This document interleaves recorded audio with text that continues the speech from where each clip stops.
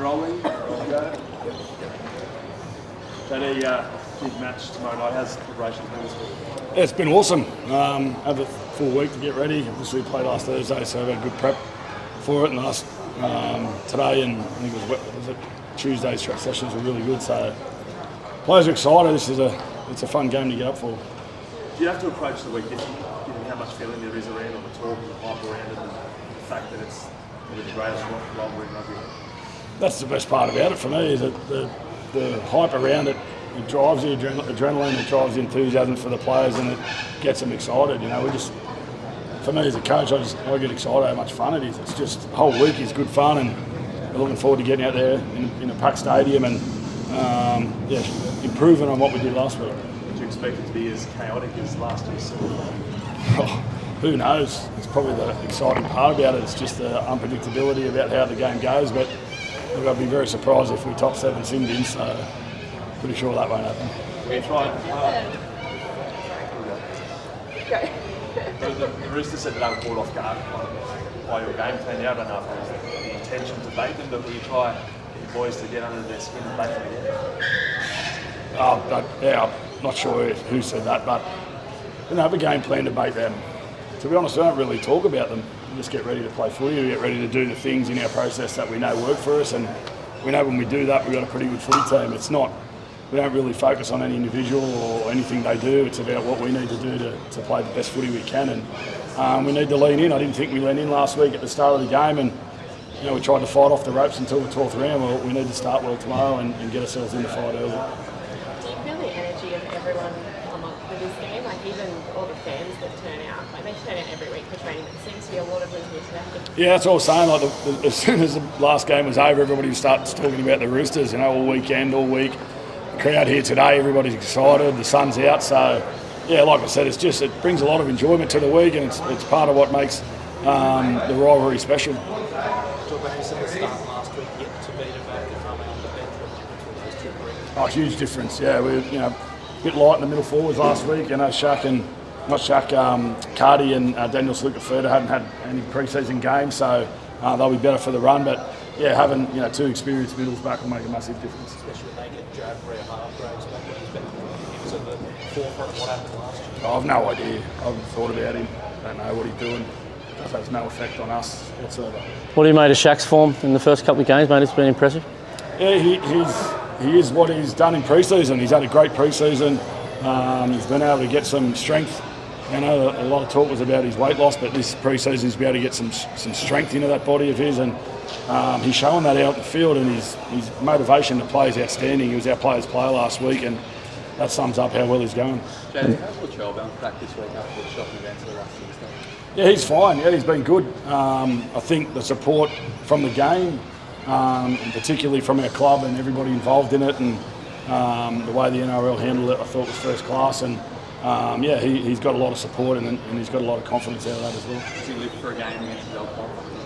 Oh, I think so. Anytime any player plays against their old club, they want to go out there and make sure that they play their best footy. But he's done it a few times now. I don't think it's like playing the first time we play against them. So his focus, as everybody else is on understanding what we need to do to be better than we were last week. It's like he's moving pretty well too out there, JD. The concussion protocols, 11-day stand-down, what are your thoughts, and is it changing anything for you guys? Oh, not really. I had a discussion with our players in pre-season about how we were going to approach it. I think the protocols are there to make sure that players who have had repeat concussions have got that bit more time. Obviously, there's some rules around it in terms of if it's your first concussion and if you can pass other protocols. But if we're looking after players that have had repeat concussions, that's only a good thing. Look, I think the players, there's a lot of hysteria around concussion at the moment, and a lot of it's fear-mongering. To be honest, I've been in this environment, I've played the game for a long time, and this game provides so much for our communities and for our people. I think we've got to be careful of how much we go after it. And I think players that play the game need to understand that it is a contact sport. There's risk in contact sport. And these guys are looked after better now than they ever been, and rightfully so.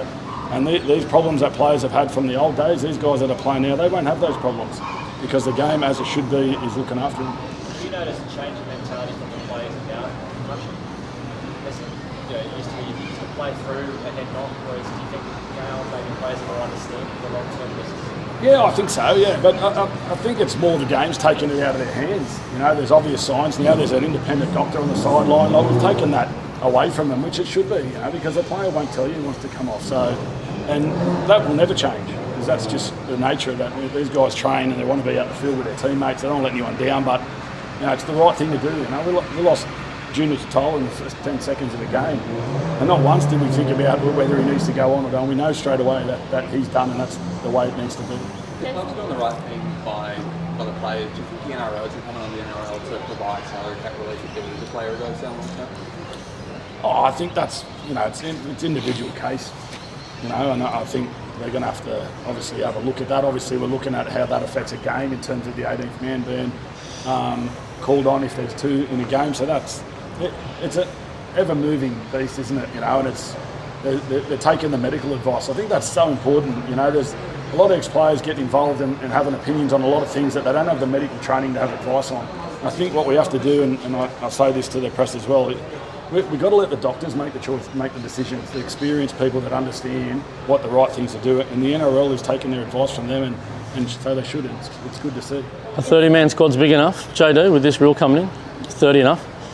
Oh yeah, I mean, you've got 34 really with your 4 development players, and then you've got obviously players after round 10 outside of that 34 can play first grade, anyone in reserve grade. So they might have to look at the second tier and all that sort of stuff. But it's an extra 5 days we're talking about, you know. And again, I'll repeat, it's an extra 5 days for guys that have had repeated concussions, and that they need to have that extra 5 days. It's a way to alleviate some of the frustration with coaches to bring down the not have to go off and then bring one on, but just someone gets a concussion, you can bring someone straight off. Yeah, I think, you know, obviously, I think there's got to be a period in the game. I think in the first 20 minutes is my opinion that if you lose a player, then you can act that 18th man, because it's a long time to play.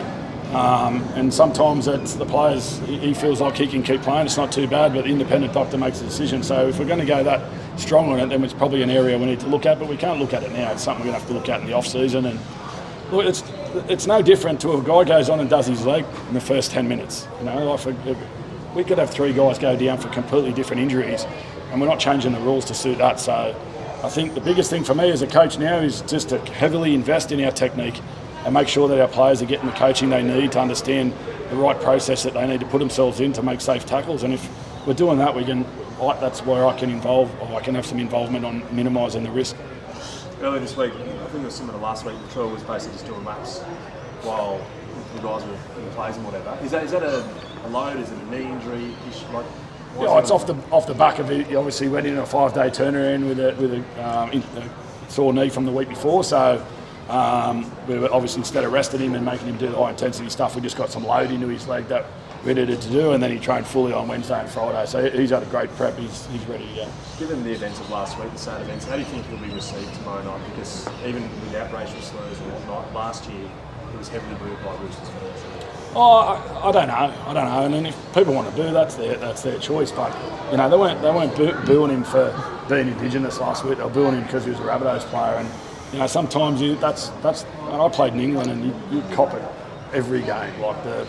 And it's part of the fun. It's part of what makes it exciting. It's the atmosphere that builds it. So, look, if he'll be well received. There'll be a hell of a lot of Rabbitohs supporters there, and he'll get a great support from there. And at the end of the finals game last year, his support in the stands was first class. It was give you chills listening to the way that the crowd got behind him, and that was Rooster supporters as well. And do you think though Latrell's the kind of guy he doesn't like being the public enemy number one in terms of he thrives on that energy?